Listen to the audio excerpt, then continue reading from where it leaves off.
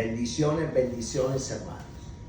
Después de haber llegado de un viaje de uno de los estados de acá, Estados Unidos, después de haber visto la gloria de Dios, esta madrugada meditaba, después de haber pasado 2 horas buscando el descanso, meditaba acerca de cómo en Gálatas 2:20 el apóstol Pablo dice que ya no vivía, que Cristo vivía en él y que lo que vivía lo vivía en la fe de Cristo. Pero esto me dio pie a que nosotros entendamos que como Cristo vive dentro de nosotros, el Cristo de nosotros nos recuerda que su palabra no solamente es salvación, sino prosperidad.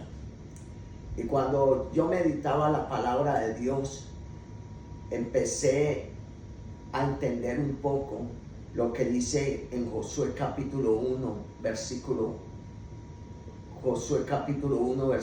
5 al 9, que Dios le manda al conquistador Josué que meditara la palabra día y noche, porque en ella iba a ser bendecido, en ella iba a ser prosperado.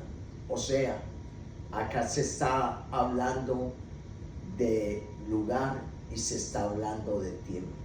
O sea, se está hablando de cómo nosotros o aquel hombre meditaba acerca de la palabra, de aquellos 5 libros que habían en ese momento, que eran los 5 libros de la ley.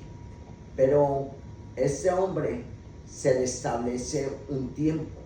O sea, cuando usted, número 1, medita en la palabra y se mete en la palabra, hay un tiempo establecido para ver el milagro. También me empecé a meditar cómo existen 3 clases de oración que el mismo Jesús las hizo y que nos enseñó. Una es la oración que dice en Juan 5:19, que Jesús dijo que él hacía lo que veía hacer al Padre, no lo que escuchaba.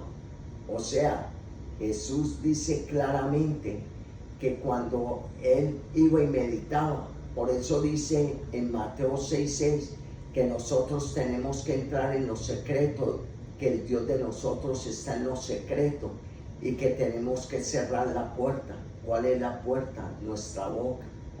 Y meditar a través de nuestra mente, de nuestro pensamiento, que dice que el Dios que está en lo secreto ve no lo que nosotros hablamos, sino lo que hay en nuestro corazón, en nuestra mente, en nuestra alma. 3, está aquella oración en el cual Jesús nos da a entender que cuando dice en Juan capítulo 16, versículo 23, que cuando nosotros entremos en ese secreto, en esa meditación, nosotros le hablaremos al Padre que en su nombre. O sea, ¿qué quiere decir eso? Que cuando nosotros nos hablamos a sí mismos, donde en nuestra mente vamos a obtener el milagro. Por eso en Génesis 1:26 dice que Dios dijo: hagamos al hombre imagen y semejanza de nosotros. Y como el Cristo vivo está dentro de nosotros, nosotros cuando entramos a meditar y empezamos a hablarnos a nosotros mismos en nuestra mente, Dios está viendo la relación que hay de nosotros con el Padre, con el Hijo, y ahí es donde se empiezan a producir los milagros. 4, está la oración de la visión. Y hay algo muy poderoso que me llama la atención, que está en Lucas capítulo 9, versículo 29, versículo 30, 31, 32, y después nos podemos ubicar en el 37 y en el 38. Jesús se llevó a sus 3 discípulos, a Pedro la ley, a Santiago la transición y a Juan la gracia. ¿Se lo llevó a qué? A mostrarles cómo se ora a través de visiones.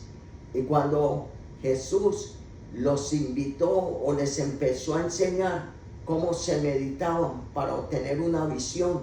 Dice la palabra de Dios que los discípulos llegaron hasta un cierto lugar cuando vieron solamente a Moisés y a Elías.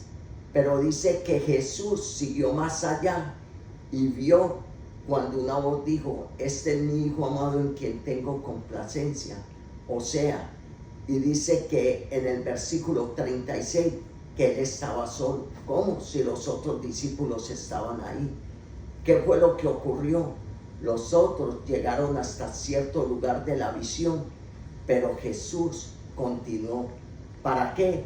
Para que en el versículo 38 él saliera a ministrar las personas y se encontrara con un hombre que dijo: mi hijo, el único, el que tengo, está enfermo.